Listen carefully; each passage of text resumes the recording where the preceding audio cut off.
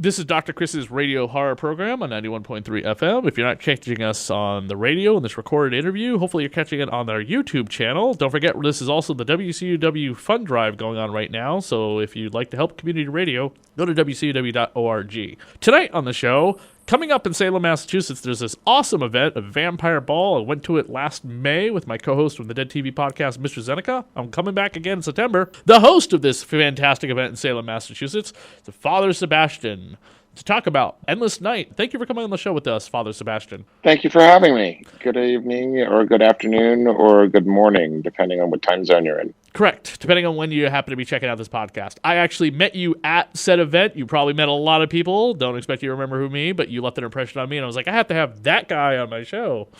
Oh. Where did this all start? It all started from my prom. My girlfriend at the time, back in the early 90s, wanted to go to the prom as a vampire. I was in the Vampire the Masquerade role-playing game scene, and I found a guy named Gregor who made Fangs. And this was in November of 1993. My prom was in 94. Just to give you an idea of how ancient I am. And wait, what year was that you said? 93. 93, okay. So, funny enough, I learned about the Vampire the Masquerade at the same time, and I was in high school. Oh, cool. Yeah, Vampire the Masquerade is an incredible mythology. It really ties together all the loose ends of the vampire myth and then amplifies it on steroids. Yes. And it's one of the great three vampire myths of the modern vampire mythos.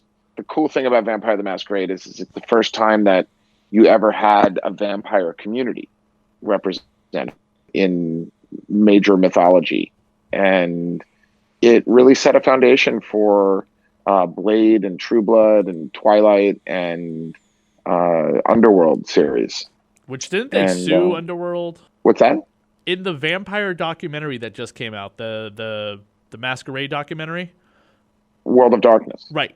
On which you can watch on Amazon Prime right now. It's a great documentary. They sued the Underworld people. They said they did, and they won out of court. Yeah. They won a settlement.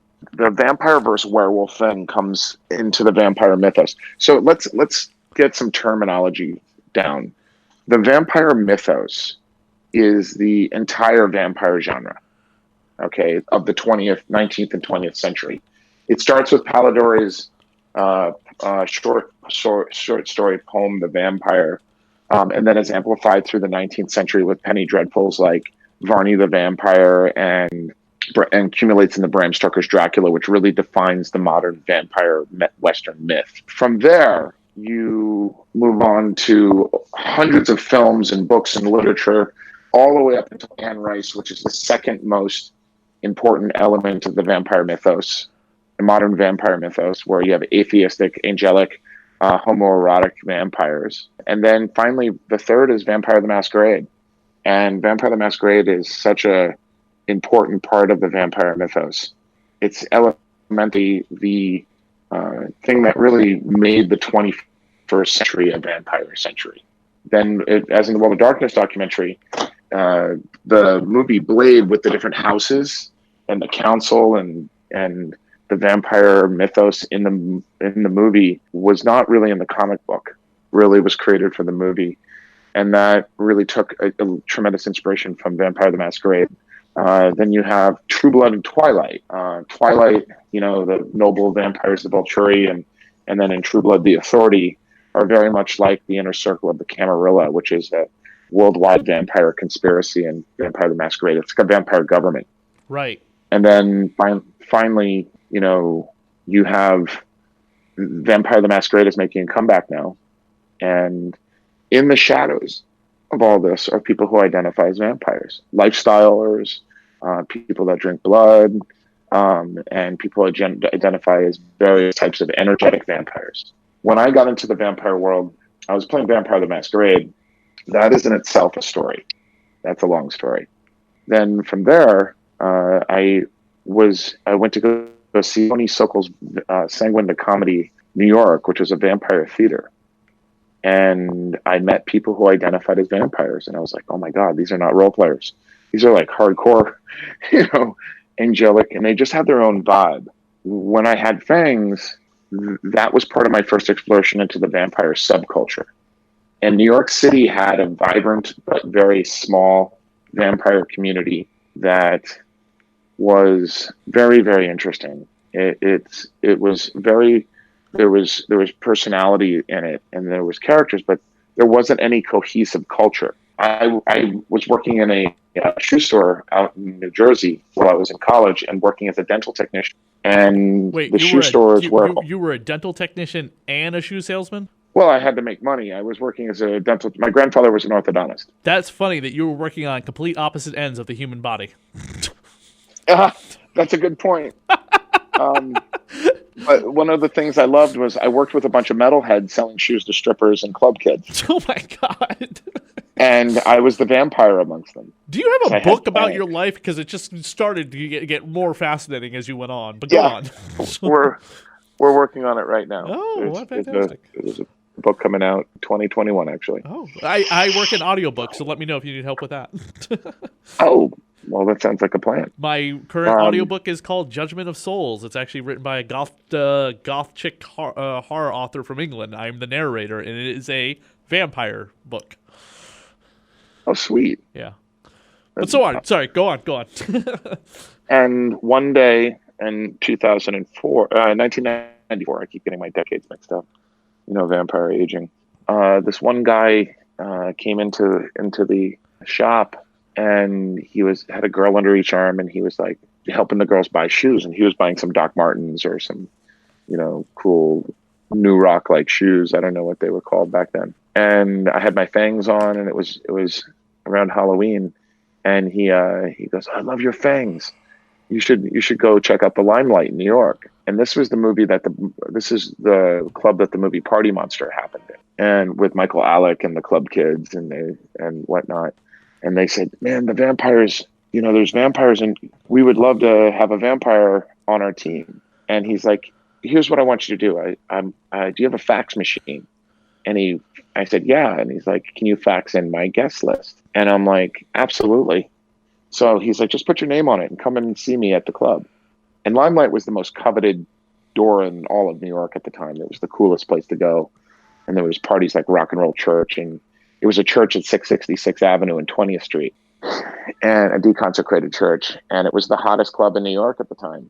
And everybody wanted to go. And I'm just this role-playing guy from New Jersey. And this was my big break.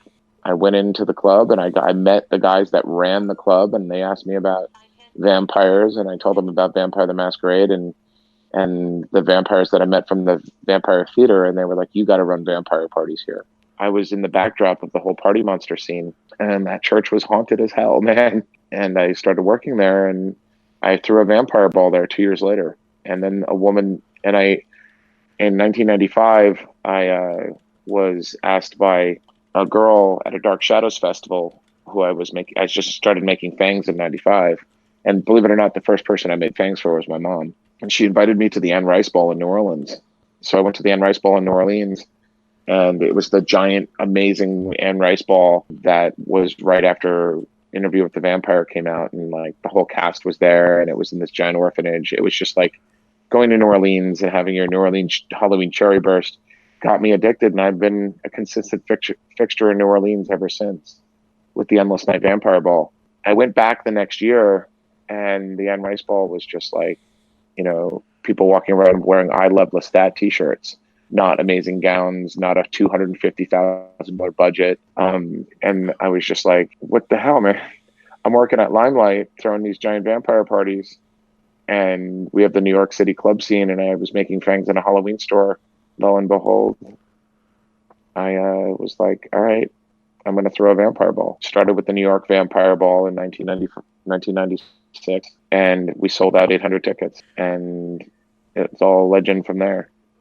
When I was 14, I got exposed to the Masquerade, and it was, let's face it, people in their 20s that do not want to play with a 14-year-old in a Vampire the Masquerade role-playing game.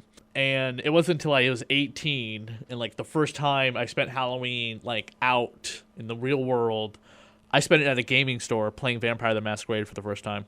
The highlight of the evening was after we played for like 3 hours. Excuse me. We all got into our cars and drove to the movie theater to go watch John Carpenter's Vampires, which was in theaters that night. in our vampire Oh, like wow. get-ups. Wow. Vampire the Masquerade was really cool, and it really did some amazing things for the gaming market.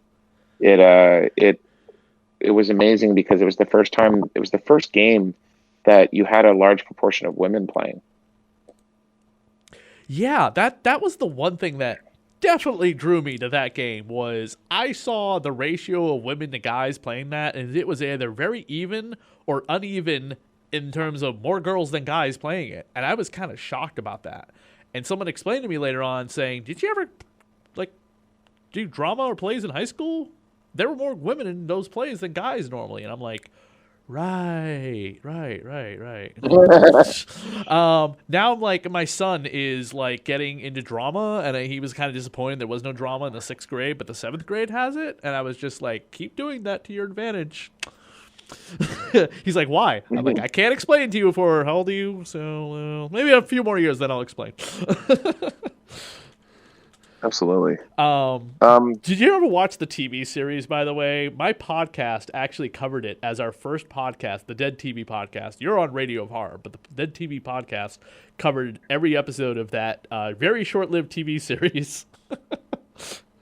oh, Kindred the Embraced. We don't talk about that in Vampire World.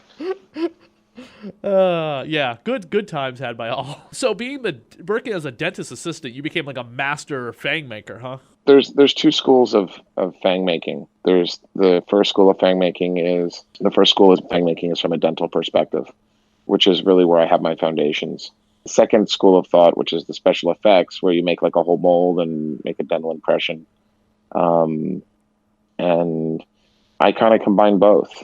I took some classes in and dental work, and I took some classes in special effects makeup artistry. So I was able to combine the two into a very simple system where I can actually sit down and make a pair of fangs in 20 minutes. You're also an author. You've written several books as well. I have. My magnum opus is Black Veils, which is a book because after I started making fangs and throwing vampire balls in 1997, I was invited to host a vampire lounge at a club called Mother in New York City, on 14th Street in Washington, and it was a little club called Mother, and Mother was in the meatpacking district. So Mother was probably, I don't know, 2,500 square feet, a very small place, but it was an energy center. And after the limelight closed, you know, a lot of the vampire culture really, really took shape in this club night that we had at this venue called Mother. It's called Long Black Veil in the Vampire Lounge. And she asked me to create a culture around the party. And I thought it was like cool to have mysterious stuff, but the problem was is Vampire the Masquerade terminology did not really work as a really good lifestyle. And my girlfriend at the time loved the whole Vampire the Masquerade mythology, and you know the clans and the you know secret nightclubs and stuff like that. And in the Anne Rice novels, there was something similar called the Vampire Connection, which were these cheesy vampire bars. And then in the back, there would be like a secret door, and the real vampires could hang out in the back while the goth kids hung out in the front. And each city had a vampire bar. New York actually had two. And the whole thing is that my girlfriend Luciana, she saw the LARPers were actors and theater people, and but they weren't really buying fangs. They weren't attending the club scene. It was its own version of geek, and geek culture right then wasn't something that was as cool as it is now. And a lot of college students played Vampire the Masquerade, and she wanted a luxurious major vampire ball like the New Orleans event. And the vampire community as at this point was not very defined. And it was, you know, you had your lifestyle vampires, and then you had your blood drinkers, and they didn't get along. So she and I crafted a kind of a manifesto on taking some of the vampire mythology and tuning it to a code of conduct for our nightclub. which eventually became the foundations of the Black Veils. She went on to found a company called Juicy Couture, and was working for Anna Sui and going to Parsons. So she had that design mind. And she loved the Vampire the Masquerade game mythology, but she didn't like the game mechanics. So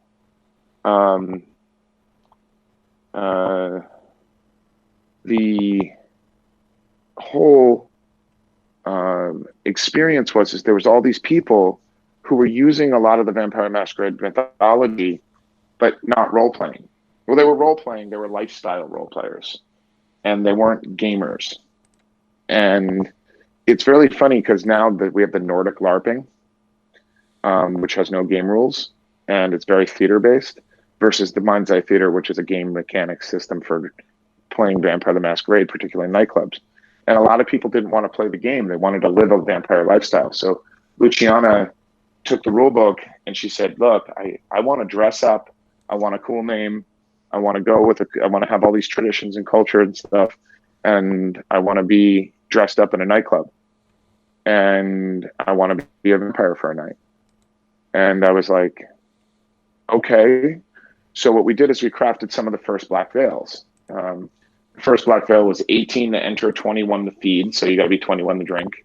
What happens in the club stays in the club, like in Vegas. Mm-hmm. Another one was wear all black. Red and silver and white are okay, but minimum all black. We invented a drink called the Bloodbath by our bartender. I mean, Long Black Veil was a really miraculous, magical place. What's in a bloodbath? Bloodbath is it's gone viral and worldwide. Look up the Bloodbath liqueur. It's cranberry juice, Chambord, and Cabernet, all mixed together, shaken and then poured without ice into a wine glass. Bloodbath liqueur. Oh, right. Yeah, here's a good picture of it. Ooh, yeah, very nice. See, yeah, it's on your website, endlessnight.com. Yeah. For any and all information you'd like to know about tonight's conversation, go to endlessnight.com, by the way. Sure. Endlessnight.com is a really good resource for about my events. So this became like a full-time job for you to be this person and run these events and be the Fang Smith and everything else. Well, I've traveled around the world. I lived in France for 8 years, running around Europe making fangs. I consider a lot of my Fang clients as good to me as my own family. And over the years, the Black Veils have become the centerpiece of the vampire culture worldwide. They're not role-playing, but they're more like self-help and old school traditions and things like romance and sensuality. And each Black Veil is a word of power with a description of the Black Veil. And you can get Black Veils on Amazon. There's a special edition, that's a public edition that's available. And it's full color. It's a beautiful book. It's all black pages with white text. And we're coming out with another version on October 1st, which will be Kindle, and which will be a Kindle edition, and a one book that will be $13, and it will be available with white backgrounds and black text, because the black background pages are really hard to read. When you talk to people in the vampire culture, the Black Veils, a lot of people think that they're laws. They're more conversation starters of all subjects. I've written over 700 Black Veils. Wow. And they all interweave with each other. And there's so many different subjects we cover. And the idea is basically to inspire and challenge your perspective on the vampire mythology. Now you go in, let me start over. In Salem, coming up in a couple weeks, and at any of your events, mm-hmm. you have a bit of a show that you put on for everybody as the host of this. I do a ritual. Yeah, the ritual. A theatrical, immersive I didn't ritual. Mean show to sound like, ritual is a better word. Sorry. And our ritual that's coming up is going to be a requiem for the dead. That will be in Salem. So anybody that has passed away, you reconnect with them and you celebrate them in your own mind during the ceremony. And people that you love and enemies that have taught you lessons. One thing in the vampire community is we're very practical and realistic. Mm-hmm. We're very much a culture of practicality. and reality, but we love old traditions. Like absinthe made its real comeback through Bram Stoker's Dracula, The Green Fairy, Mm-hmm. and which is my personal favorite vampire movie. So right now, the big hotspot for vampires is Los Angeles, and everybody seems to be moving here. And we have a vampire lounge that's inspired by the old vampire lounge at Long Black Veil, called the Agora. It's every Wednesday night, and it's a special lounge for people with fangs. And people have been traveling around the world to come to the Agora. It's kind of like a very sacred place for the vampire world. Probably the one film that I've always gravitated to was either The Lost Boys or out of the two original Fright Night films, always Fright Night Part 2. Mostly because of my absolute love for female vampires in many various different forms. One of which kind of inspires my own recreation of Dracula in a different way. We take the entire cast of it and gender swap it in this comic book that's currently being worked on with art. Mm-hmm. For anyone who's never been to Endless, the event coming up in Salem, what can they expect from it? Well, first of all, each Endless Night event is an immersive theater, Mm-hmm. okay, with a vampire genre theme. All sorts of people that identify as vampires go there, from part-time people who like the costuming to people who are lifestyle vampires. And it's a very welcoming place. We're doing a salon up on the 28th of September.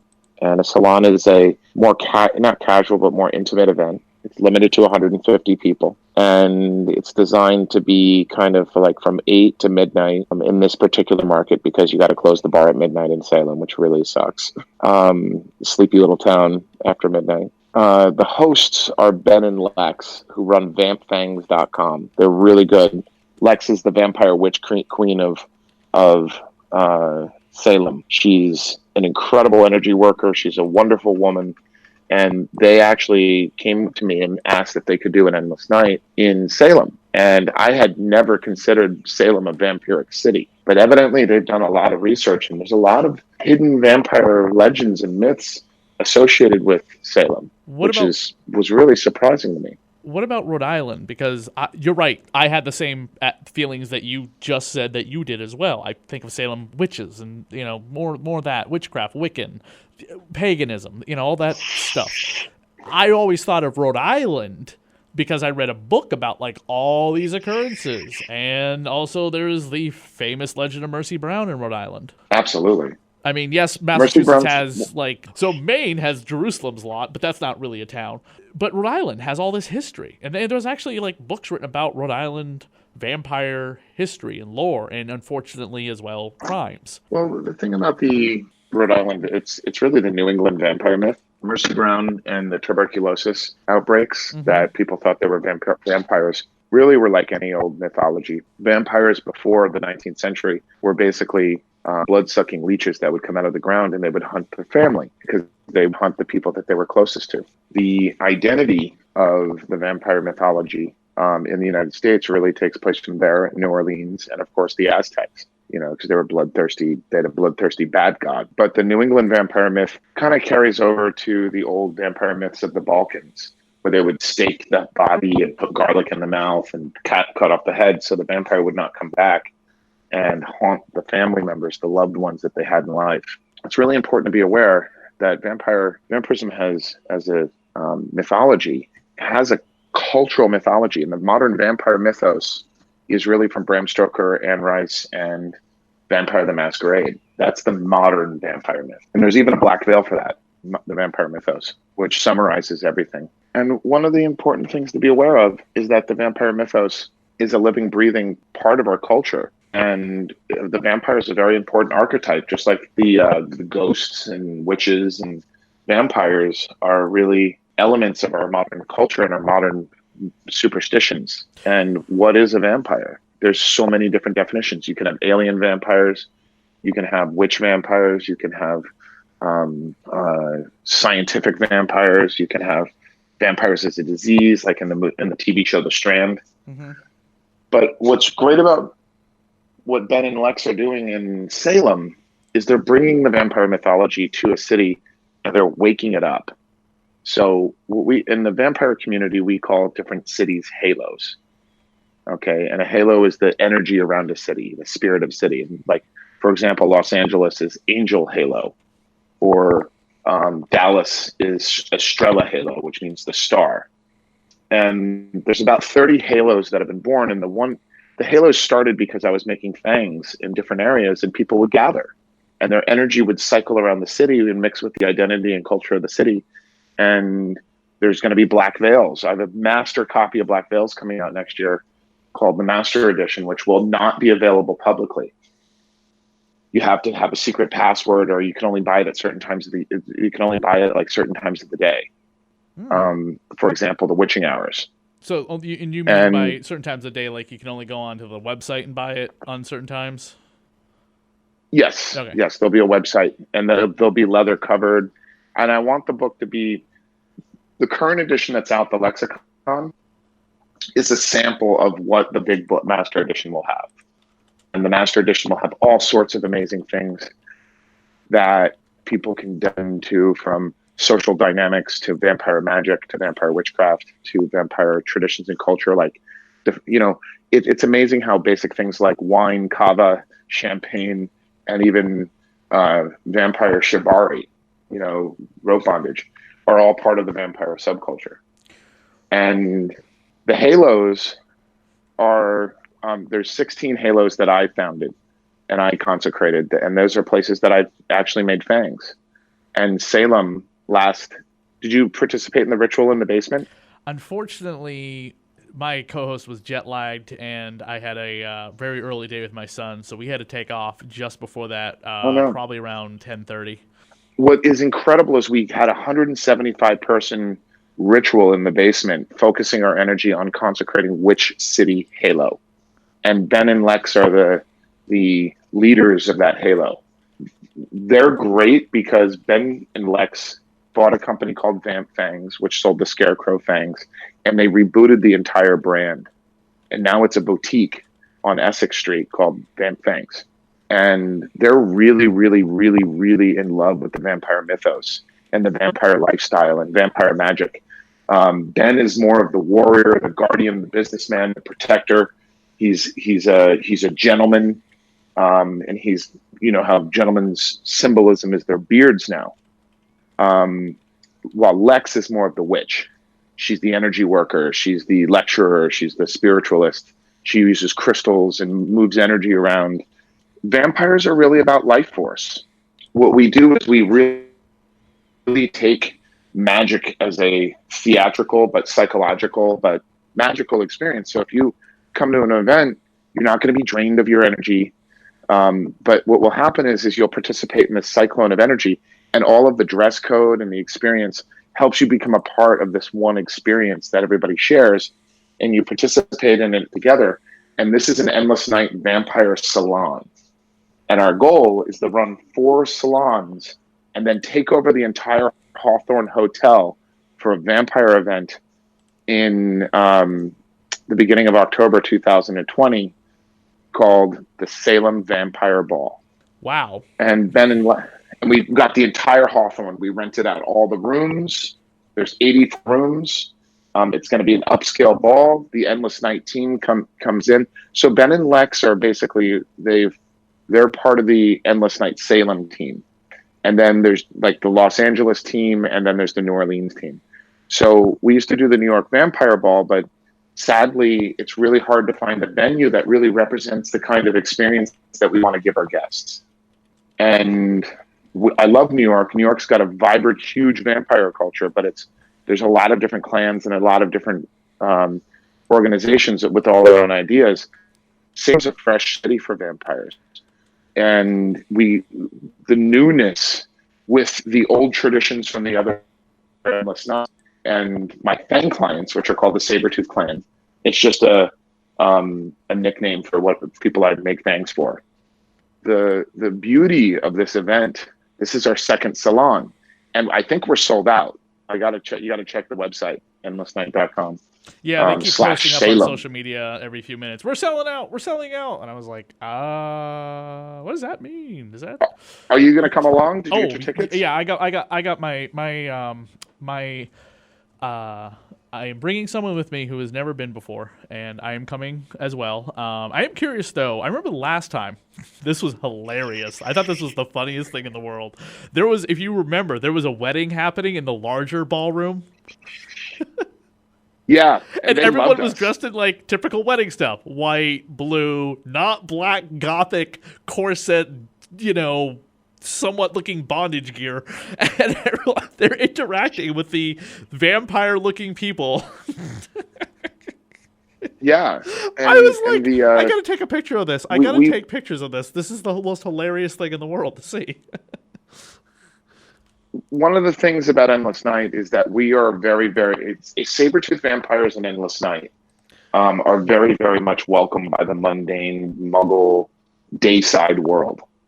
People don't look at us as like, weirdos or anything like that. They look at us with fascination and magic. Right. And it's always been like that for Sabretooth. We've never had problems with Christians trying to curse us. We've never had problems with the mundane world.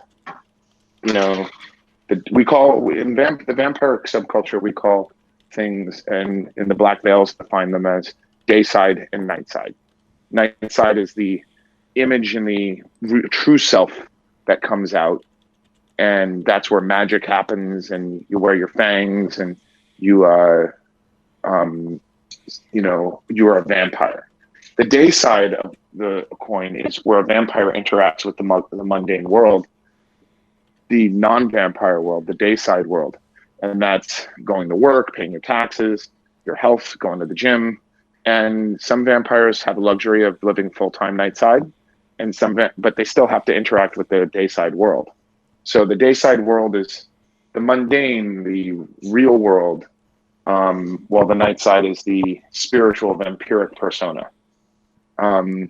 So you really have an opportunity with the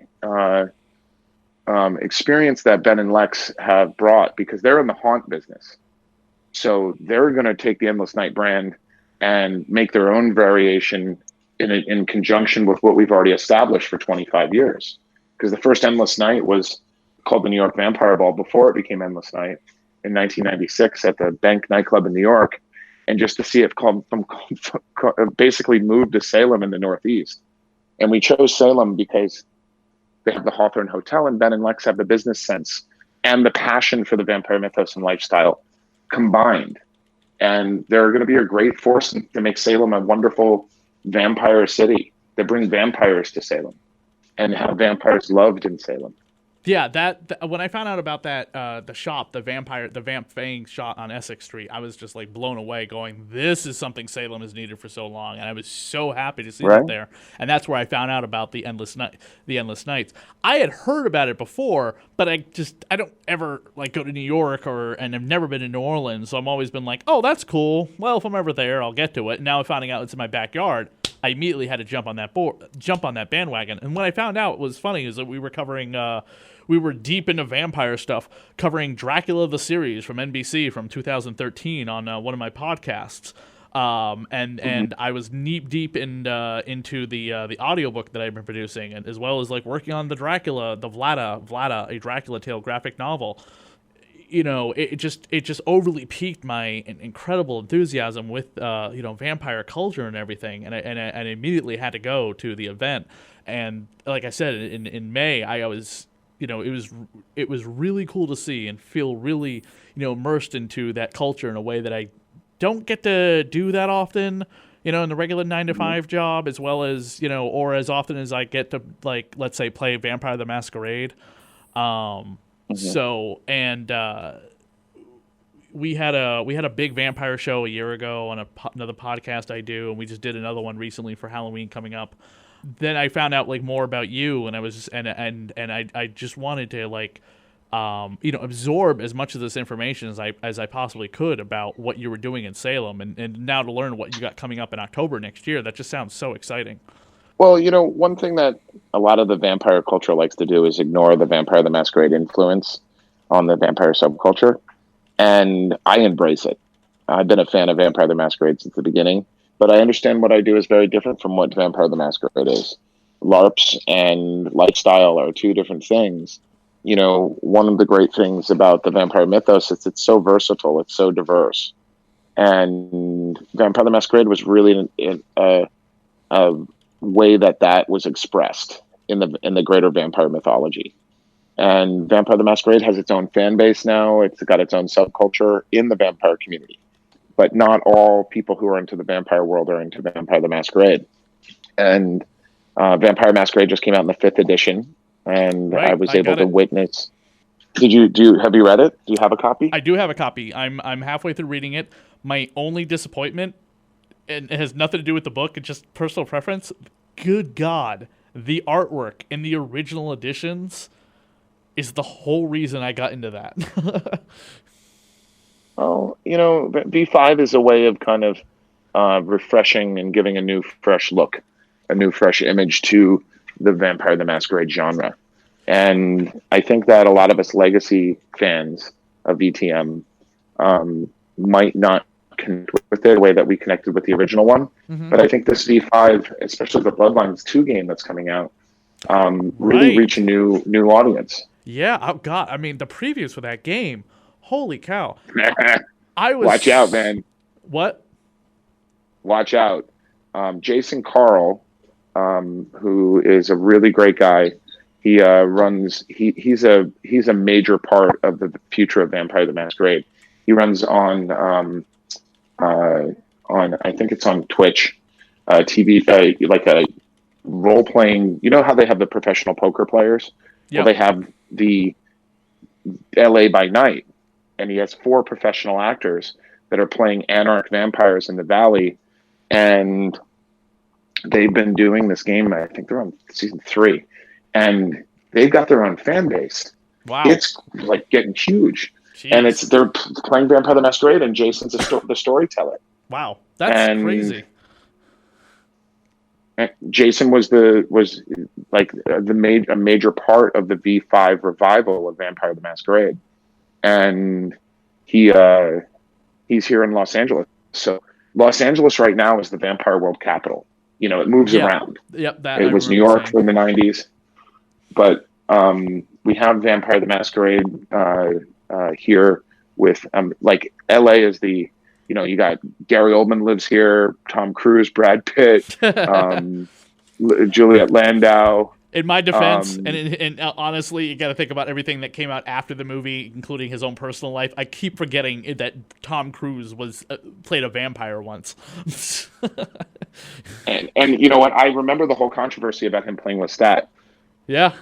I didn't know what the hell that was because I was so young at the time when that movie came out. But man, that movie was an eye-opener. I had read the book at a very young age that I was very impressionable about and going, what is this? What am I reading? I don't understand this. And then I saw the movie and it was just like, I am too young to be watching this and understanding things at this point. Are they gonna make? Wow. I didn't even know what gay subculture was at the time, and I was like fascinated to find out. So even though I was not science fiction gay culture, but like science fiction, the vampire mythology is something that can be adopted to things that are counterculture. The vampire is the anti-hero. The vampire is also a modern god because we can become a vampire. Most of the modern vampire myth is about the transformation from a human to a vampire and dealing with all the human memories and the conflict between the vampire energy or the vampire existence and the human existence. And Vampire the Masquerade plays that up. Anne Rice really developed it. I mean, originally Mark Reinhagen, the creator of Vampire the Masquerade, went to create a Anne Rice game, and Anne Rice never responded. So he went off and he created the Vampire the Masquerade game, which actually turned out to be the greatest thing that has happened for the vampire genre, because there's from Vampire the Masquerade, a role-playing game, an entire vampire world was born of movies like Underworld, True Blood. Charlene Harris, from what I heard, was actually running a LARP or a tabletop game that she wrote the Sookie Stackhouse novels off of. The Blade world, Underworld, with the vampires versus werewolves, and the image and the way that the vampires interact in covens is almost identical to Vampire the Masquerade. Now we have the modern vampire subculture. where you have lifestyle vampires, sanguine vampires, psychic vampires, and people that identify as the vampire lifestyle. Then you have the various fangdoms of vampires. I can't remember if you mentioned it or not, because we've said the word vampire now so many times in the last 45 minutes. But were you a fan of Gene Cullen and Marv Wolfman's famous Marvel comic book series, Tomb of Dracula? No. The closest I get to Dracula is Bram Stoker's Dracula. I'm an Anne Rice child, a generation baby. And remember, LA is the capital of the vampire world because Anne Rice lives here. Right. The reason I bring it up is because of I don't know how much pop culture you kind of follow, but Disney made a huge announcement that they're doing a reboot of their well, not reboot, but they're doing Blade in their cinematic universe. Yeah, which is like, yeah, let's do that after the Avengers Endgame. You got the Avengers stuff out of the way. Let's get dark now. Let's do a Doctor Strange horror movie. Let's do a Blade movie in the cinematic universe. Please make it rated R, but it's Disney, so who knows? Let's hope. But the guy that from Green Book, I forget his name. Yeah, God darn it. Gosh darn it. We're on the radio, so I can't swear, but I know what you, I just 2-time Oscar winner. I can't remember his name now. Even Wesley Snipes is like, yeah, that guy should play Blade. Wesley What was that? Snipes can be Grandpa Blade. God, everyone's Grandpa saying, Blade. God, You know what's also really cast cool? him as the jazz Have you seen singer. What We Do in the Shadows? Blade has this character called the Jazz Singer that was the original trainer before they came up with Whistler, which was a character from the Spider-Man 90s animated series, by the way, before it was ever in the comic book. And it's like, why not Blade have him play the jazz singer who trained Blade to be a vampire hunter? I'm like, yes. Wow. Man, you are well versed on your vampire comics. If there's like, I'm big into movies. I love the TV series, but vampire comic books, I see one, I buy it, I eat it up. My 2 favorite of all time is something called Crimson, which was hard. It's kind of really hard to explain. Kid gets attacked by vampires. Friends get slaughtered. He gets turned into a vampire. Hangs out with a Gregorian, who's like a class of angels, who teaches him like how to use his vampire powers, which is kind of cool. And Astro City has this is a comic book by Kurt Busiek, who wrote Marvels. And it's about this Batman-like guy named the Confessor and his sidekick Altar Boy. Granted, this is before all the controversy in the Catholic Church, so they're on their defense. And he's like Batman for Astro City, which is like made-up superheroes for that comic book. Very cool stuff. And in the story, you find out actually, Sabretooth Clan, my Fang business, was mentioned in the first comic of Astro City. No, of Crimson. Oh, Crimson. Oh, fantastic. Oh, okay, great. Yeah. Crimson was the first comic book I read when I got out of the army, and I was just like, oh, this is so good. I want to write vampire comic books. 14 years later, I'm finally doing it with my own. Congratulations, man. That's wonderful. You're contributing to the vampire mythos. Doing my best. And hey, even Dakar Stoker, who's the Bram Stoker great-grandnephew, has looked at my Vlada gender swap Dracula and been like, wrote like a glorious recommendation online saying, doing something different, changing it in a way that I think is fantastically unique. Hopefully it's successful in whatever medium he puts it out in. And I was just like, thank you so much, dude. I've met him several times and he's been on the show. But this cool. Back to Astro City. Do you so realize Confessors, how cool this guy is? He's a tennis coach from North Carolina or South Carolina, and he's a great nephew of Bram Stoker. And he's the premier scholar of the vampire world now. The Confessor in the Astro City thing, again, is revealed to be a vampire. He lives in a church. I lived in a church for a while.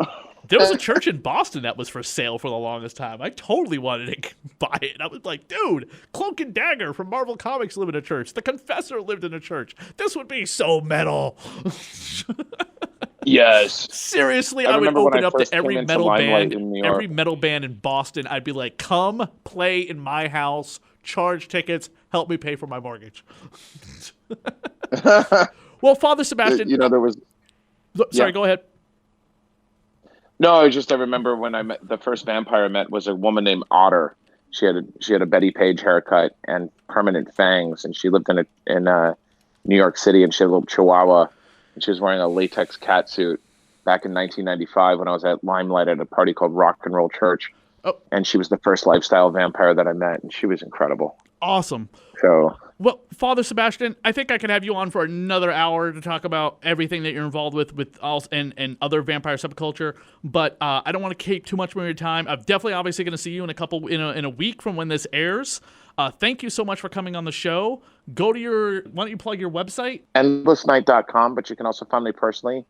I'm really big Twitter. Find me on Twitter as Father Seb. Instagram and Facebook is Father Sebastian. You'll look for the little verified blue check marks. It's Father Sebastian on Instagram and Father Sebastian on Facebook with the little blue check mark, and it's spelled IAAN. I have two A's in the end. Awesome. Well, again, thank you so much for coming on the show, and we'll see you in a week at the Salem Vampire Ball. I'm looking forward to it, buddy.